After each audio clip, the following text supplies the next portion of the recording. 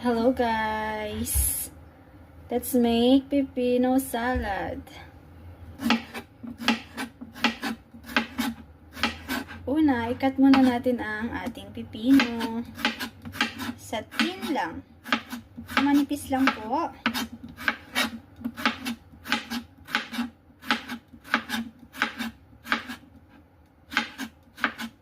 At pagkatapos, ilagay natin sa ating bowl.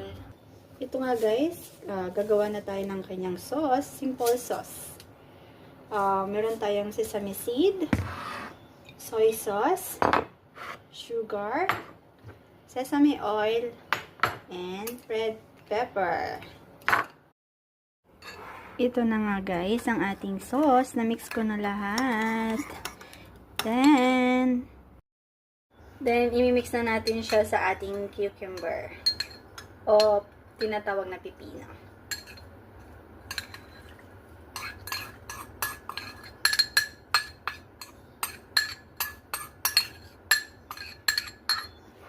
Tapos, imimix lang natin siya guys.